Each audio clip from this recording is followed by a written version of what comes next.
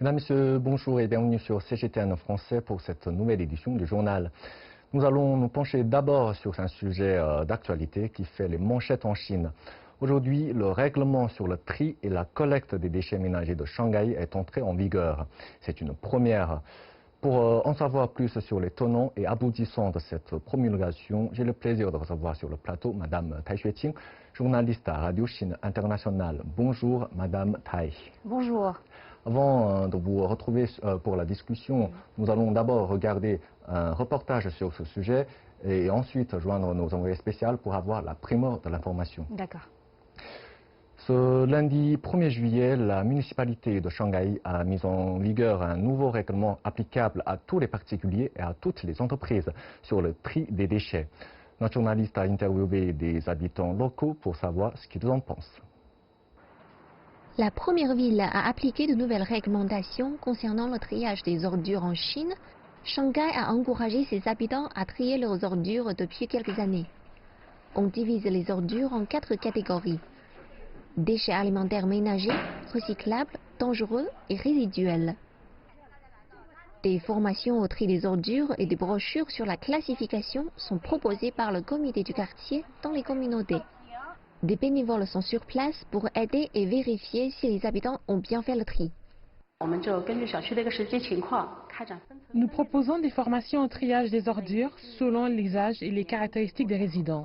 Nous avons rendu visite de temps en temps à des ménages pour échanger avec les habitants et leur parler du programme de récompense. Nous faisons d'abord le tri chez nous avant de les jeter. Nous insistons pour le faire pour avoir un meilleur environnement dans le quartier. Cela évite des gaspillages et l'épuisement des capacités de stockage dans les décharges. Auparavant, chaque immeuble résidentiel possédait des poubelles et les gens pouvaient jeter leurs ordures quand ils le souhaitaient. Mais maintenant, les résidents doivent apporter leurs déchets à un certain endroit déterminé à des heures spécifiques de la journée. Nous restons à côté de la salle des ordures tous les jours, de 8h à 10h, de 16h à 18h, depuis décembre 2018. Nous vérifions s'il y a des déchets mélangés quand les habitants viennent les jeter. Les différents types de déchets recyclables impliquent la mise en place de processus et de chaînes logistiques entièrement nouveaux. Le bourg de Zhongxin de l'arrondissement de Chongming, dans le nord-est de Shanghai, a mis en œuvre un centre pour traiter et réutiliser les déchets alimentaires ménagers. Les ordures ménagères sont ramassées tous les matins à 7 heures. Après le pressage à la machine, la déshydratation et le séchage pendant 24 heures, on obtient de l'engrais organique utilisable pour la plantation des fleurs et des forêts. Les eaux sont rejetées dans les canaux d'égout après 2 cycles de traitement. Il est possible de faire chez vous de l'engrais à partir de déchets de cuisine. Cela sert à nourrir les plantes de la maison et du jardin du quartier. C'est ce que fait Chen Liyun, une résidente locale. Fort de son expérience, elle apprend à ses voisins à le faire. Alors, comment ça marche en pratique ?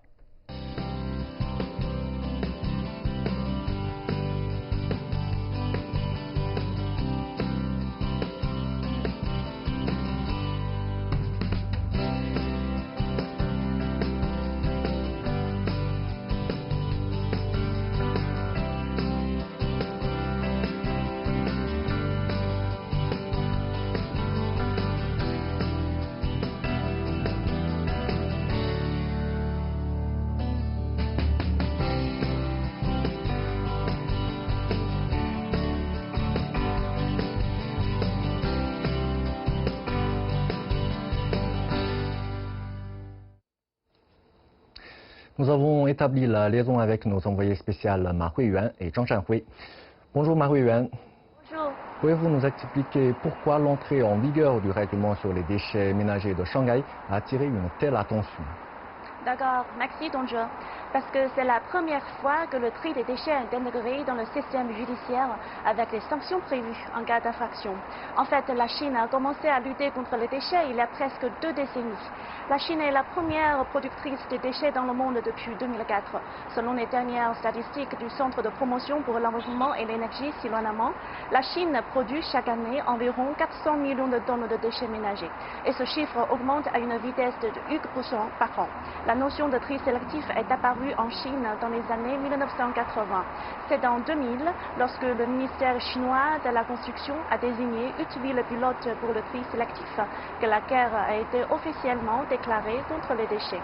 Le 1er janvier 2018, la Chine a fermé ses frontières aux déchets provenant de l'étranger. En novembre 2018, lors de sa tournée d'inspection à Shanghai, capitale chinoise de la mode, Xi Jinping a comparé le tri des déchets à une nouvelle mode. Le règlement sur les déchets ménagers de Shanghai a ensuite été adopté le 31 janvier 2019. Dès aujourd'hui, Shanghai est devenue la première ville chinoise où le tri des déchets est obligatoire. Les préparations ont eu lieu il y a plusieurs années. Les bureaux de quartier de Shanghai ont organisé des séances de formation pour les habitants. Des volontaires positionnés près de poubelles aident les habitants à trier leurs déchets. Des applications mobiles sont disponibles sur Internet pour donner des informations détaillées sur le tri sélectif. À vous, Donzhuo.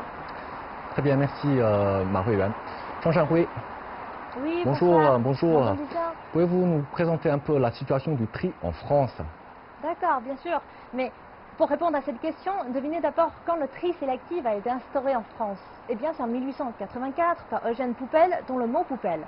Depuis ce temps en France, le tri à la source des déchets est une étape importante pour la protection de l'environnement et l'économie circulaire. Le tri des déchets en France se fait principalement via des poubelles de différentes couleurs placées au rez-de-chaussée de chaque bâtiment. Pour ceux qui habitent ces maisons, ils sortent leurs poubelles et le service de collecte passe régulièrement les prendre. Les différentes couleurs correspondent au type des différents déchets et leur traitement. Les jaunes désignent des emballages cartonnés, métalliques ou plastiques. Pour les verts, ce sont les poubelles vertes ou encore des colonnes identifiées à cet effet dans les lieux publics. Restent les déchets de cuisine et d'autres types particuliers qui seront traités à part. Et bien sûr, les foyers peuvent aussi envisager de faire du compost pour parvenir à un zéro déchet. Pour ces déchets occasionnels, certains sont retournés au lieu d'achat tels que les piles, les médicaments périmés, etc. D'autres, comme les meubles, les livres et les branches, sont déposés dans les déchetteries qui sont pour certains en désaccord avec des organisations économiques solitaires. Ces déchets entrent ainsi dans les économies circulaires, comme chez Emmaüs, une association qui restaure et qui revend ces articles à petit prix. À vous donc, Joe. Merci. Et Madame Tai, en 2000 déjà, la Chine a déjà lancé un programme d'essai sur le tri et la collecte des déchets ménagers dans 8 mégalopoles chinoises, dont Shanghai. Alors, presque 20 ans plus tard, qu'en est-il de la conscience publique à ce sujet et quels sont l'apport et la nécessité de ce nouveau règlement? Bon, d'abord, il faut dire que le programme qui a été lancé en l'an 2000, donc depuis voilà, bientôt 20 ans, a donné certains résultats dans le sens où aujourd'hui, la plupart des Chinois, si vous leur posez la question, ils vont dire qu'ils sont d'accord pour dire qu'il est bien, qu'il est même important de faire le tri de leurs déchets. Au moins, c'est le cas en zone urbaine.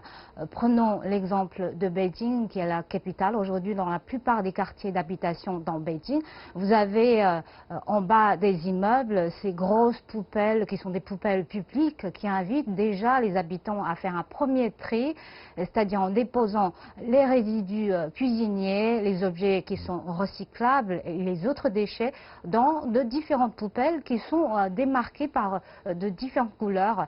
Sinon, pour les déchets nocifs, c'est-à-dire notamment les piles et les batteries, nous avons aussi des sites pour en récupérer. Sauf que les résultats de toutes ces mesures dépendent vraiment du niveau de prise de conscience de chaque personne. Donc on le fait tant bien que mal. On peut aussi ne pas faire le tri du tout parce qu'il n'y a pas de mesure de contrainte. Et c'est à peu près la même situation dans les autres villes, dans les autres grandes villes chinoises. Donc on peut dire que ces efforts qui sont déployés depuis bientôt 20 ans ont surtout servi à préparer le terrain pour aujourd'hui mettre en application des mesures de contrainte strictes. C'est ce qu'on est en train de faire dès aujourd'hui à Shanghai, parce que la situation en est déjà arrivée à une phase critique. Si on n'agit pas aujourd'hui, demain, ce serait peut-être trop tard. Donc il y a vraiment urgence à agir. Cette urgence de la situation, les autorités l'ont bien comprise, mais pas encore les populations, pas encore l'ensemble du public. Et c'est là la nécessité, ce serait aussi là l'apport de ces nouveaux règlements qui sont mises en application dès aujourd'hui à Shanghai, parce qu'on espère que Shanghai pourrait être le début d'un vrai changement. Donc c'est un document juridiquement contraignant. Alors, on dit que ce règlement de Shanghai est une première. Or, des règlements au même titre avaient été mis en place à Beijing, à Guangzhou ou à Shenzhen, bien avant. Alors, quelles sont les différences entre eux? Au fait, je trouve qu'il n'est pas tout à fait exact de dire que Shanghai c'est une première. On le dit peut-être parce qu'on s'attend beaucoup de Shanghai.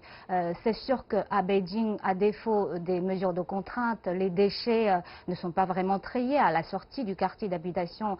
Donc c'est sûr qu'ils auront besoin d'être triés après la collecte par des personnes qui vont s'occuper spécialement de ce travail. Mais dans le cas de Guangzhou, aujourd'hui, cela fait 1 an, au jour le jour, que les règlements pour le tri sélectif des déchets urbains ont été mis en application. Donc ces règlements ont été mis en application le 1er juillet 2018 avec des mesures de contrainte, avec des mesures de sanctions financières. Les personnes qui ne respectent pas les règlements sont passibles d'amendes dont les montants varient entre 50 yuan et 200 yuan, donc à peu près quelque chose comme 6 € et 26 €. S'agissant des entreprises et des établissements, les tarifs de sanctions peuvent avoir des montants beaucoup plus importants. Donc c'est les mêmes normes de sanctions financières qui sont appliquées dès aujourd'hui à Shanghai. Mais 1 an après, quel est aujourd'hui le paysage à Guangzhou? Eh bien, dans plus de 60% des quartiers d'habitation, les règles, les critères ne sont pas satisfaits. C'est-à-dire que le travail d'information n'est pas assuré. Les poubelles publiques et les sites de dépôt ne sont pas bien entretenus. Parfois, les indications ont carrément disparu. Du coup, on ne sait plus dans quelle poubelle faut-il mettre tel ou tel genre de déchets. Donc, dans le cas de Guangzhou, dans cette expérience de Guangzhou, il y a une leçon à tirer. C'est-à-dire que si aujourd'hui, les autorités prennent des mesures et des politiques sans les faire appliquer de manière vraiment sérieuse, il va y avoir un grand danger là-dedans, parce que les populations vont se dire ces mesures, elles sont bien, elles sont strictes, mais c'est juste quelque chose de superficiel, c'est juste pour soigner l'image, pour faire semblant. Donc c'est pas la peine de les prendre au sérieux. Alors si demain on veut faire comprendre aux gens que ce n'est pas pour faire semblant, c'est pour du vrai, on aurait du travail à faire. Donc c'est ça qu'il faut éviter plus tard à Shanghai, d'autant plus qu'on a déjà remarqué des commentaires d'internautes qui doutent que ces mesures puissent vraiment perdurer, puissent vraiment durer à Shanghai. Mais c'est en tout cas ce qu'on espère. Donc il y a vraiment un travail de suivi qui doit être fait. C'est ce travail de suivi qui a fait défaut à Guangzhou. D'accord, merci pour cette explication et je vous retrouve tout à l'heure pour reprendre la discussion. Maintenant, reconcentrons-nous sur Shanghai. Ma Huiyuan, Oui. dites-nous si les habitants de Shanghai s'habituent au tri sélectif. Il faudra probablement un peu de temps avant que les habitants s'y habituent, car ce n'est pas toujours évident. Les déchets sont divisés en 4 catégories. Déchets alimentaires ménagers, déchets recyclables, déchets dangereux et déchets résidus. Alors, donc je vous pose la question. D'après vous, les os des ailes de poulet appartiennent à quelle catégorie? Eh bien, facile, alimentaire. Oui, parfait. Et les gros os du porc? Pareil, alimentaire. Non, ce ne sont pas les déchets résiduels car ils sont trop durs pour être traités comme le sont les déchets alimentaires ménagers. Et les mouchoirs en papier ou les lingettes? Recyclables. Non, ils ne sont pas recyclables, ils sont résiduels. Et enfin, les couteaux usés? C'est dangereux, donc des déchets dangereux. Vous avez raison, ils sont dangereux, mais ce sont les déchets recyclables. Ce n'est pas tout, distinguer les 4 catégories n'est qu'une difficulté parmi d'autres. En effet, malgré la présence de volontaires et d'applications mobiles pour nous aider à mieux comprendre le tri, le fait de ne pouvoir jeter ces déchets qu'à un endroit fixe et à un moment donné est plus difficile à accepter pour les Shanghaïens. Pour ceux qui sortent très tôt et rentrent tard, il est difficile de trouver le bon moment pour sortir les poubelles. De plus, d'une ville à l'autre, les normes du tri sont différentes et il faudra une harmonisation des règles au niveau national. Si cette expérimentation fonctionne à Shanghai, on pourrait généraliser ce système au reste du pays. À vous, Don Joe. Merci. Et Zhang Shanhui, expliquez-nous comment la France promeut le recyclage. Et en cas de non-respect du tri des déchets, doit-on payer une amende, comme à Shanghai? D'accord. Concernant ce sujet, j'ai pu interviewer Régis Luquet, le chef de cabinet du maire de Cherbourg en Cotentin. Le tri sélectif de cette ville normande a été mis en place en 1990 et c'est encore aujourd'hui un service public. Selon le chef du cabinet, la communication sur le recyclage en France est évidemment importante. Les campagnes de sensibilisation sur le recyclage sont effectuées dans des écoles et les élèves, à leur tour, vont ensuite informer et pousser leurs parents à bien faire le tri et à économiser l'eau et l'électricité. Que faire si les habitants ne vont pas faire le tri? Dans cette ville française, les services de collecte peuvent refuser de prendre le sac poubelle. Comme vous l'imaginez, si les déchets n'ont pas été bien triés. Les récalcitrants au tri recevront bien sûr un ambassadeur de tri chez leur maison et qui va leur expliquer comment bien faire le tri et bien sûr grâce aux documents de la mairie. Est-ce qu'il y a aussi des contraventions pour les récalcitrants? La réponse dépend des politiques de différentes villes françaises. Par exemple, Cherbourg-en-Cotentin impose une amende de 12 € pour les habitants qui sortent leurs poubelles avant 18 h. Et devinez quoi? C'est pour éviter les goélands et ventre les sacs pendant la journée. Et d'autres astuces, telles que la généralisation des applications de recyclage sur les smartphones, permettent une recherche selon le type de déchets. Et malgré tout ça, la France est loin d'être le leader au plan international. Dans certains endroits au Japon, les habitants font eux-mêmes l'effort d'aller porter les déchets qu'ils répartissent en 45 parcs différents. À vous, Dong Zhuo. Merci Zhang Shanhui, merci Ma Huiyuan pour les éclaircissements. Avec le développement rapide des villes, la production des déchets ménagers augmente rapidement. Sous la pression croissante du traitement des déchets, le tri est devenu un moyen efficace de résoudre ce problème. Shanghai Métropole Internationale a passé son règlement de gestion des déchets ménagers le 31 janvier 2019. Des étrangers vivant à Shanghai participent activement à l'action civile du tri des déchets. Quelles ont été leurs motivations et comment ont-ils fait? Découvrons leur histoire. À 9 h du matin, Riza Dyson, originaire des Philippines, prend des ordures pour les jeter sur le chemin du travail, comme d'habitude. Hi, can I help you? Hi, can you help me? I don't know where to put all this waste. Well, in our new recycling program, we're dividing waste into 4 types. Okay. We have kitchen waste, other waste, recycling, and harmful. So let's take a look at what you have here. I have this? So where this should go then? This will be considered kitchen waste. Now, with kitchen waste, or wet garbage as they call it, what you have to do is you have to dump it directly into the bin, but not throw the bag in.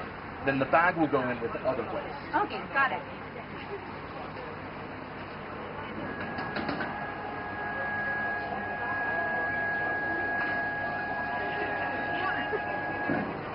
And then I'll put the bag. And then the bag goes in here, the dry garbage. Yes, just like that. Great!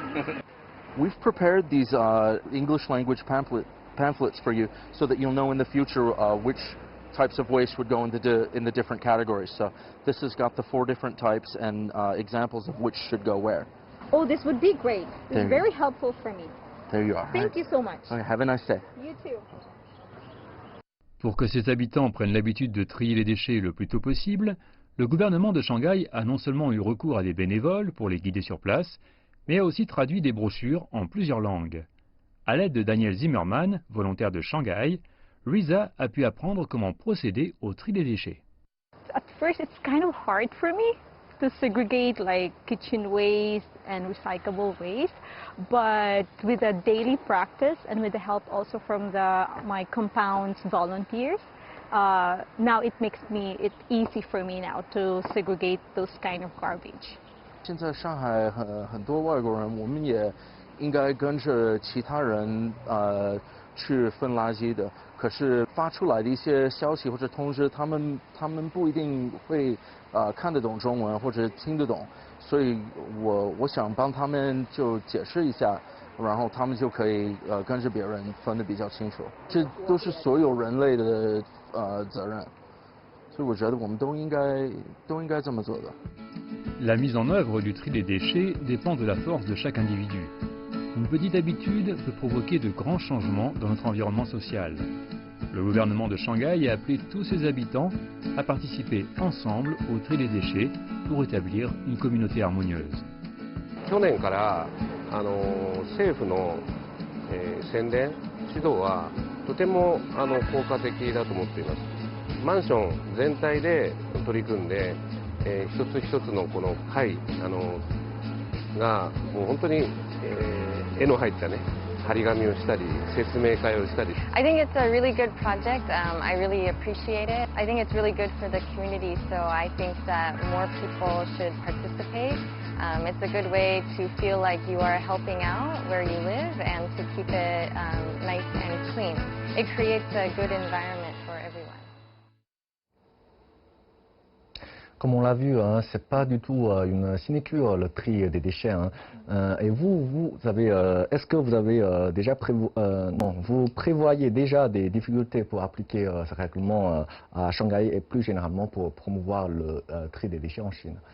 Effectivement, il y a certainement des difficultés parce que tout début est difficile. Déjà, les Shanghaïens ont soulevé la difficulté de faire le tri exactement selon les quatre catégories, à savoir les déchets nocifs, les objets recyclables, les déchets solides et les déchets liquides. Donc, c'est pas évident de savoir tout de suite quel objet doit être considéré dans quel genre de déchets, comme les questions qui vous ont été posées tout à l'heure par votre collègue. Donc à ce genre de questions, c'est pas évident d'avoir automatiquement la réponse. Donc les Shanghaïens, les internautes dans les réseaux sociaux, on a fait plein de plaisanteries, de blagues à ce sujet. Il y a des internautes shanghaïens qui parlent de emmener leurs propres déchets jusque dans les villes voisines comme Suzhou ou Kunshan. Et du coup, les gens de Suzhou et de Kunshan parlent de construire un mur pour empêcher ces Shanghaïens mal intentionnés, à l'instar du mur que Donald Trump voulait construire à un moment sur la frontière avec le Mexique. D'autres internautes ont même proposé la méthode dite méthode du cochon, c'est-à-dire les objets qui peuvent être mangés par un cochon pour se nourrir sont des résidus cuisiniers. Les objets qui sont mangés par un cochon pour le tuer, si le cochon meurt sur le coup, c'est sûrement des déchets nocifs. Les objets qui peuvent être revendus pour gagner de l'argent et avec cet argent on pourrait acheter un cochon, donc c'est des objets recyclables, etc., etc. Bien sûr, tout ça c'est de l'humour, mais derrière cet humour, il y a un message qui est réel, c'est-à-dire ce n'est pas facile de faire le tri, et ce n'est pas facile de respecter les horaires aussi, parce qu'il y a désormais des horaires à respecter pour sortir sa poubelle, on ne peut plus le faire à n'importe quel moment de la journée, donc ça c'est pas évident non plus pour les gens qui travaillent. Du coup, l'entrée en vigueur de ces nouveaux règlements à Shanghai a déjà fait naître un nouveau métier, c'est celui du récupérateur de déchets à domicile. Donc, on a juste besoin de faire quelques clics sur son téléphone portable pour faire venir le récupérateur de déchets professionnel chez lui à un moment qui vous convienne. Donc, c'est à lui de faire le tri de vos déchets et de les déposer. Et lui, il ne va pas faire de faute parce qu'il est professionnel. Donc, ceci dit, côté gouvernement, il faudrait sortir des mesures d'accompagnement pour rendre ces nouveaux règlements opérationnels. Parce que plus c'est opérationnel, plus c'est facile à observer, plus ça a des chances de durer, plus ça a des chances de aboutir à vraiment à des résultats tangibles.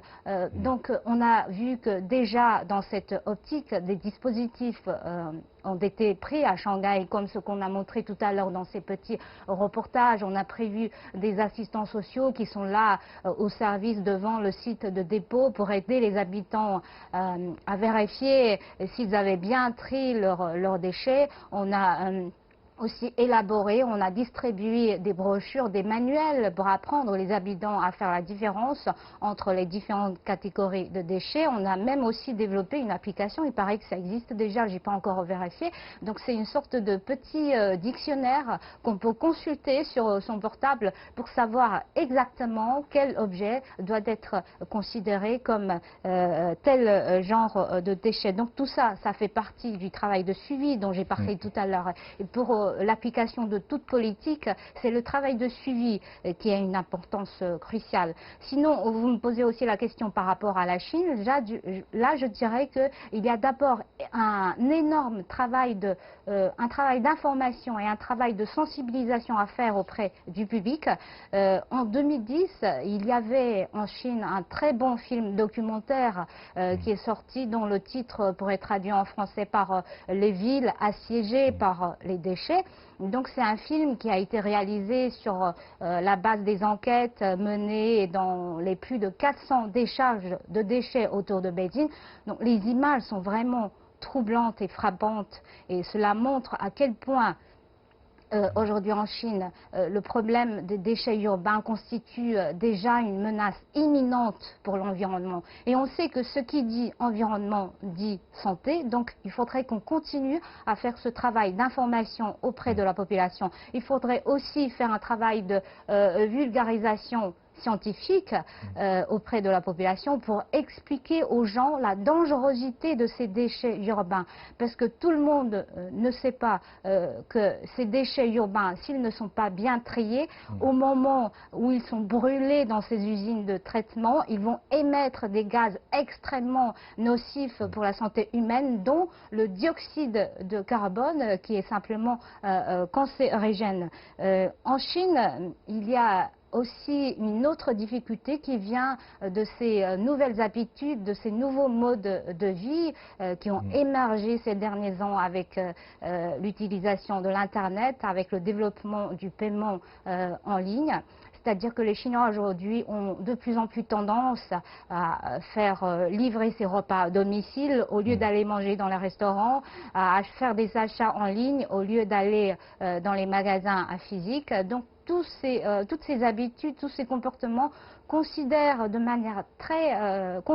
manière très considérable à augmenter le volume de déchets en papier, les cartons d'emballage. Il y a la question de suremballage, mais aussi le volume des déchets plastiques. Alors le déchet plastique, selon les experts, ça a besoin de 1000 ans pour se dégrader. Donc il faut qu'aujourd'hui, vraiment, il faut que chaque Chinois comprenne l'urgence de la situation. Oui, bien sûr. Comme pour revenir sur les plaisanteries, c'est sûr que les Shanghaïens aiment ce pays, c'est pour le bien du pays, comme le dit le proverbe, qui aime bien charrie bien. Voilà, tout à fait. Merci pour ces explications. Et ce lundi marque le 22e anniversaire de la rétrocession de Hong Kong à la Chine par la Grande-Bretagne. Des célébrations sont en cours dans le parc Victoria de la ville. Un festival de 3 jours a ouvert au public samedi et il présente de nouvelles technologies, de la musique, des événements sportifs et de la nourriture. L'événement est l'une des 360 célébrations organisées dans la ville pour marquer l'anniversaire. Plus de 300 000 personnes y sont attendues. La chef de la région administrative spéciale, Carrie Lam, s'est exprimée durant l'une de ces célébrations. En parlant du projet de loi sur les fugitifs, elle a déclaré que le gouvernement devait garantir l'efficacité administrative et écouter patiemment. J'apprendrai de cet incident et garantirai que le travail futur du gouvernement sera plus proche et plus réceptif aux aspirations, sentiments et opinions de la communauté. La première mesure la plus élémentaire à prendre est de changer le style de gouvernance du gouvernement pour le rendre plus ouvert et accommodant. Nous devrons également réformer la manière dont nous écoutons l'opinion publique. Un tel travail doit être réalisé sans délai et commencer avec moi. C'est la fin de ce journal. Merci de nous avoir suivis. L'info continue sur notre site internet et les réseaux sociaux. Et excellente suite de programme sur CGTN français.